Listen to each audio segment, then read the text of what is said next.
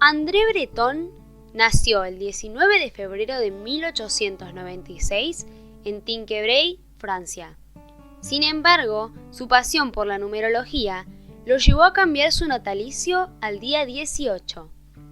Sus padres, Louis Justin Breton, policía, y de Marguerite María Eugénie Legouges, costurera, eran una familia de clase media.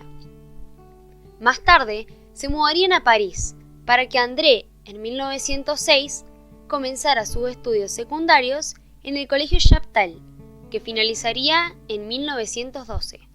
Su familia quería que su hijo tuviera mayores posibilidades que ellos, por lo que insistían en que estudiara ingeniería. Pero André Breton no los escuchó y prefirió seguir las carreras de sus sueños, que eran la medicina y la psiquiatría. Pero sus estudios se vieron interrumpidos por la Primera Guerra Mundial. En 1916, donde fue llamado para ejercer en un centro neurológico, en Nantes. A pesar de no haber terminado su carrera, necesitaban la mayor cantidad de ayuda. Más tarde, en ese lugar, conocería a Simone Kahn, que terminaría siendo su esposa, y en 1921 permanecería con él hasta 1931.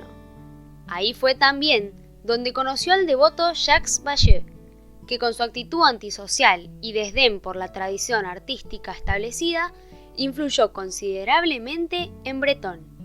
Este hombre sería considerado más tarde por Breton como el verdadero fundador del surrealismo.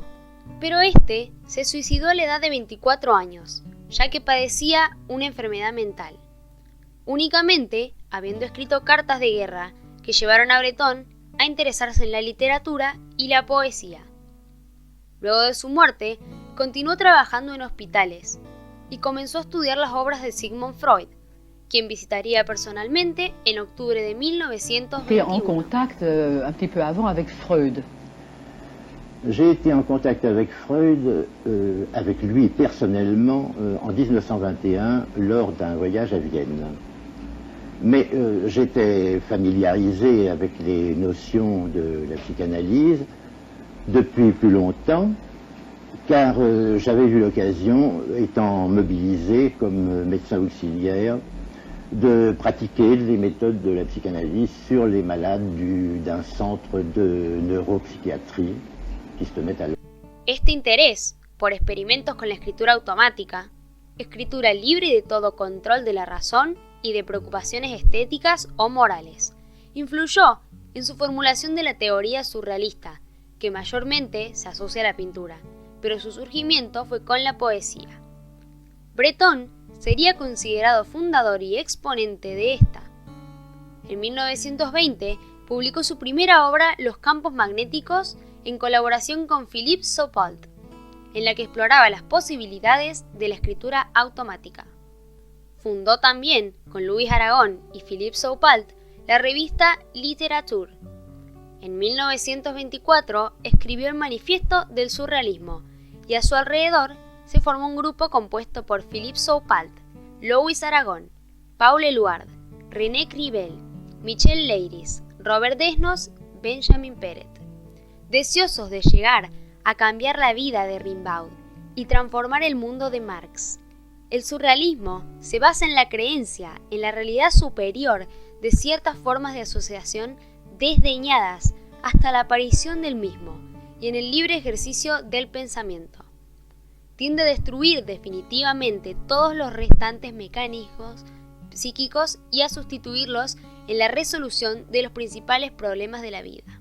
En este manifiesto, además, se asientan las bases del automatismo psíquico como un medio de expresión artística que surge sin la intervención del intelecto. Muy pronto, el movimiento se acerca a la política, y en 1927, Aragon, Eluard y Breton se afilian al Partido Comunista. En 1928, publica en París Le surréalisme et la peinture, con la publicación del segundo manifiesto surrealista. En 1929 llegó la polémica. Breton, líder del movimiento surrealista, concretaba la noción de surrealismo y afirmaba que debía caminar junto a la revolución marxista. También En 1929 llega Salvador Dalí a París y se une a este movimiento surrealista, habiendo estado más afiliado al cubismo. Pero choca con André, ya que él asociaba el surrealismo con el marxismo y Dalí no coincidía. También pintaría muchas obras que hicieron enojar a Breton y demás pensadores, ya que tenía guiños sobre su desacuerdo y llegó hasta pintar los rostros de algunos de manera despectiva. En 1931, Breton se unió a varios amigos escritores, René Char, Luis Aragón, Paul Eluard, entre otros, en un ataque frontal a la Exposición Colonial Internacional, que describieron como un carnaval de esqueletos. Exigen la evacuación inmediata de las colonias y la celebración de un juicio por los crímenes cometidos. Sin embargo, en 1935 abandona el partido, al confirmar la imposibilidad de conciliar la búsqueda de la libertad absoluta de los surrealistas con el realismo socialista, que veía al arte como instrumento de propaganda de sus postulados. Un año antes, en 1934, conoció a su segunda esposa, Jacqueline Lamba, la cual daría fruto a su primer y única hija, Aubé Breton. Pero este matrimonio solo persistiría hasta el 1943, siendo el inspirador de su libro El amor loco. En 1937 inaugura la Galería Grandiva en la calle de Seine. Luego viaja a México, donde Diego Rivera le presenta a su admirado Trotsky, y Breton redacta conjuntamente con Diego Rivera el Manifiesto por un arte revolucionario, independientemente, en julio de 1938, año en el que el surrealismo, que se concentraba mayormente en París, tendería a dispersarse por diversos lugares y no tendría la fuerza que poseía antes. Luego, en 1941, Breton huye de Europa, se embarca en el capitán Paul Lemerle hacia Martinica, huyendo de la ocupación nazi, luego de haber salido bajo fianza de un campo de concentración. Tras la Segunda Guerra Mundial, viaja hacia los Estados Unidos a exiliarse, donde se encontraría con Marcel Duchamp y funda una revista. En 1945, habiéndose divorciado, contrae matrimonio con una mujer chilena, Elisa Breton, con la cual volvería a París en 1946, donde seguiría escribiendo poesía y demás obras. En 1956 funda una nueva publicación, Le Surrealisme Mimi. Breton muere la mañana del 28 de septiembre de 1966 por un infarto a la edad de 70 años en el hospital La Rivoiserie de París. Fue enterrado en el cementerio de Batignolles, a pocos metros de la tumba de su amigo Benjamin Peret. Conmovido por su muerte, su amigo Marcel Duchamp, en una entrevista, le dedica las siguientes palabras: «No he conocido a ningún hombre que tuviera mayor capacidad de amor, mayor poder de amar la grandeza de la vida, y no se entenderían sus odios si no fuera porque en ellos protegía la cualidad misma de su amor por la vida, por lo maravilloso de la vida. Breton amaba igual que late un corazón, era el amante del amor en un mundo que cree en la prostitución». Octavio Paz, que conoció a Breton cuando llegó a París en 1946, cuenta que el fundador del surrealismo tenía dos caras. Por un lado, era una persona tremendamente vitalista, honesta y de gran simpatía personal.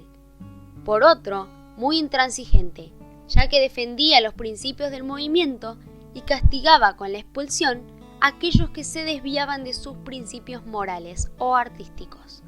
Entre los expulsados se encuentran Roger Vitrac, Philippe Saupault, Antonin Artaud, Robert Desnos y Salvador Dalí.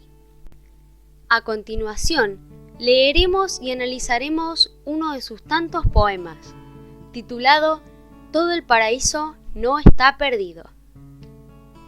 Los gallos de roca pasan dentro del cristal, defienden el rocío a golpes de cresta. Entonces, la divisa encantadora del relámpago desciende sobre la bandera de las ruinas. La arena no es más que un reloj fosforescente que da la medianoche. Por los brazos de una mujer olvidada, sin refugio, girando por el campo, erguida en las aproximaciones y en los retrocesos celestes. Es aquí, las sienes azules y duras de la quinta se bañan en la noche que calca mis imágenes. Cabelleras, cabelleras. El mal adquiere fuerzas muy cerca, solamente se valdrá de nosotros. Ahora pasaremos a analizarlo. Los gallos de roca pasan dentro del cristal. Todo este verso se le puede atribuir el recurso de la metáfora, ya que hace referencia, según interpretamos, a una gran tormenta sobre las ruinas. Defienden el rocío a golpes de cresta. En este verso podemos encontrar una personificación, ya que los gallos serían estatuas o ruinas de piedra, las cuales no pueden defenderse, ya que no poseen vida. Entonces, la divisa encantadora del relámpago. Aquí también encontramos una personificación, ya que dice que un relámpago adquiere valor, y encontramos un hipérbaton, donde rompe con el lenguaje cotidiano. Desciende sobre la bandera de las ruinas. En este verso sigue refiriéndose a la lluvia cayendo sobre esa construcción en decadencia, utilizando nuevamente una metáfora. La arena no es más que un reloj fosforescente que da la medianoche. Personifica la arena atribuyéndole cualidades de un reloj, haciendo referencia a los materiales de la edificación, y a la medianoche, refiriéndose a que es tarde para volver a tener una construcción en pie. Por los brazos de una mujer olvidada, sin refugio girando en el campo. Los brazos de una mujer por el campo. Se puede ver un polisíndeton por la suma de conjugaciones y una personificación por los brazos de una mujer olvidada, que refiere a la casa u obra olvidada en el tiempo, que solía acoger gente con sus brazos abiertos y solitaria en el campo, deteriorándose cada vez más. Erguida en las aproximaciones y en los retrocesos celestes, es aquí las sienes azules y duras de la quinta se bañan en la noche que calca mis imágenes. Las azules y duras podemos ver una sinestesia, ya que le atribuye dos sentidos a las sienes.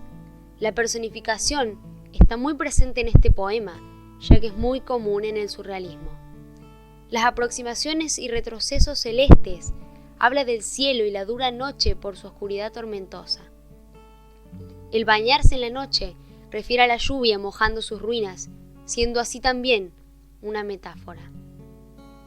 Cabelleras, cabelleras, el mal adquiere fuerzas muy cerca, solamente se valdrá de nosotros.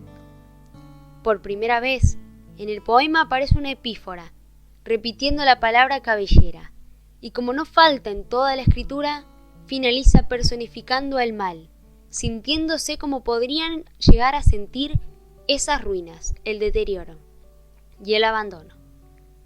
Porque el tiempo se valdrá de dicha obra, dejándola completamente abandonada bajo tierra.